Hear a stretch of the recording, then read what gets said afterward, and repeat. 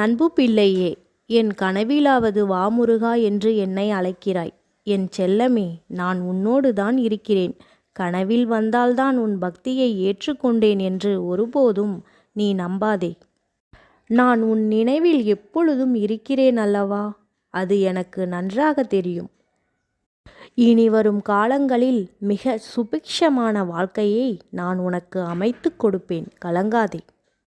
என் அன்பு பிள்ளையே, உடலும் உயிரும் சொந்தமில்லை. உற்றார் உறவினரும் சொந்தமில்லை. ஓடி ஓடி உழைத்த பணமும் சொந்தமில்லை. ஆசைப்பட்டு வாங்கிய பொருட்களும் கூட சொந்தமில்லை. ஆனால் வாழும் நாட்களில் நீ செய்த பாவமும் புண்ணியம்தான் உனக்கு சொந்தம்.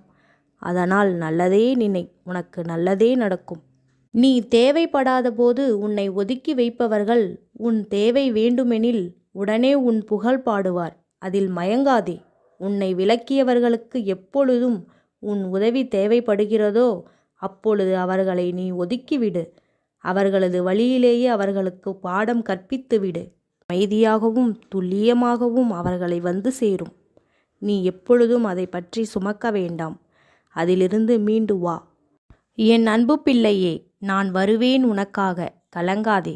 இதுவரை கண்ணீரை மட்டும் கண்ட நீ இனி உன் வாழ்க்கையில் அற்புதமான நிகழ்வுகளை காணப்போகிறாய். விட்டார்கள் என்று நினைக்காதே. ஓம் முருகா என்று கூப்பிடு, உடனே வருவேன். என் அன்பு பிள்ளையே, எதற்கும் அவசரப்படாதே. நீ நினைத்த உடனே நடக்க வேண்டும் என்று நினைக்காதே. அதற்கு சற்று பொறுமையாக இரு. ஒரு காரணத்தோடு தான் நான் எல்லாவற்றையும் தள்ளி வைத்திருக்கிறேன்.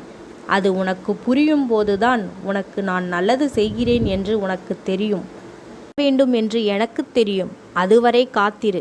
பொறுமை மிக அவசியம் என் தங்கமே. என் அன்பு பிள்ளையே, உன்னை வீழ்த்த 100 பேர் இருக்கட்டும், தாழ்த்த 1000 பேர் கூட இருக்கட்டும், ஆனால் உன்னை நான் வாழ்த்த ஒருவன் இருக்கிறேன் அல்லவா? என்னை எப்பொழுதும் நினைவில் வை. துன்பம் வரும், அதை நான் மறுக்கவில்லை. ஆனால் உன்னை தூக்கிவிட நான் இருக்கிறேன் அல்லவா? கலங்காமல் இரு. என் அன்பு பிள்ளையே, உன் வாழ்க்கையில் முன்னேற உங்கள் மனதில் மீண்டும் மீண்டும் ஓடிக்கொண்டிருக்கும் அந்த விஷயம், அந்த வாக்குவாதம், அந்த வருத்தம், அந்த பயம், அந்த பதட்டம், அந்த கவலை, அந்த மனக்காயம் அனைத்தையும் விட்டுவிடு. ஒரு ஆழமான மூச்சை இழுத்து அதை வெளியேற்றிவிடு. நீங்கள் செல்லவிருக்கும் இடத்திற்கு அது தேவையில்லை. உன்னுடைய முன்னேற்றத்தை அது தடுக்கும். உன் விதியை நான் நல்லபடி மாற்றி அமைத்து விட்டேன். அனைவரிடமும் சொல்லு.